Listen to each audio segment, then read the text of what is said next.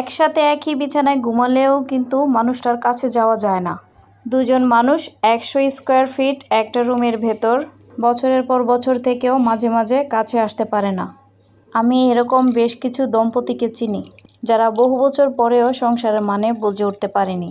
সংসার করতে করতে মানুষ এক সময় ধরে নেয় একই বালিশে ঘুমানো, একই টেবিলে খাওয়া, একই রুমে ঘোরাঘুরি করা, আর মাঝে মাঝে প্রয়োজনে কাছে আসাটাই হয়তো সংসার। ব্যাপারটা কি আসলেই তাই? তাহলে কিছু সংসার কখনো কখনো টিকে না কেন? তারাও তো একই বিছানায় ঘুমায়, একই টেবিলে খায়, একজন অন্যজনকে কোঅপারেট করে, তবুও সংসারগুলো ভাঙে কেন? তুমি একটা মানুষের সাথে আছো, পাশে আছো, চোখের সামনে আছো, তবুও মাঝখানে একটা দূরত্ব থাকে। এই দূরত্বটা ভীষণ অন্যরকম, যা বলা যায় না, বোঝানো যায় না, সহ্য করা যায় না। কারো বুকের উপর শুয়ে থেকেও মাঝে মাঝে নিজেকে একা লাগে। দাম্পত্য জীবনে আসলে আমি কি চাই? সবই চাই, যা যা সবাই চায়। তবে আমি সেটাও চাই যেটা আসলেই কেউ বুঝতে চায় না। সংসার মানে আসলে অভ্যাস। এই কনসেপ্টটা থেকে আসলে আমরা কেন জানি বের হতে পারি না। অভ্যাস অবশ্যই, তবুও সবই কি অভ্যাস? নতুন কিছুই কি থাকে না?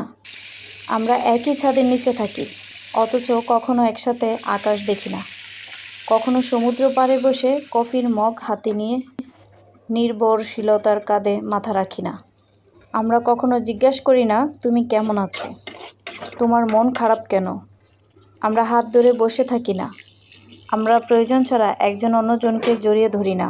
আমরা কিছুতেই বুঝতে চাই না যে আমার সমস্ত সময় তার সাথে কাটানোর পরও তাকে সময় দেওয়া প্রয়োজন। আমরা হয়তো শরীরের দিক থেকে কাছে আসি রোজ, অথচ আমাদের মনের দূরত্ব বেড়েই চলে। রান্না করার জন্য বোয়া রাখলেও হয়, তবুও সংসার কেন করা লাগে বলতে পারেন?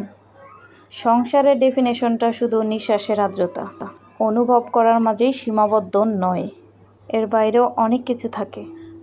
আমি একা, তুমি একা, প্রচণ্ড রকমের একা, অথচ দিন শেষে আমাদের একটা আশ্রয়ের প্রয়োজন হয়, একজন ব্যক্তিগত মানুষের প্রয়োজন হয়, একটা নির্ভরশীলতার জায়গার প্রয়োজন হয়, সমঝোতার প্রয়োজন হয়, কারো কণ্ঠস্বরে আমার জন্য গভীর ভালোবাসার প্রয়োজন হয়, একটা পবিত্র স্পর্শ প্রয়োজন হয়।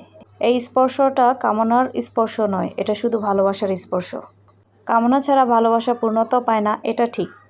তবে কামনাও যে ভালোবাসার জন্ম দিতে পারে না সব সময়, এটাও তো মানতে হবে।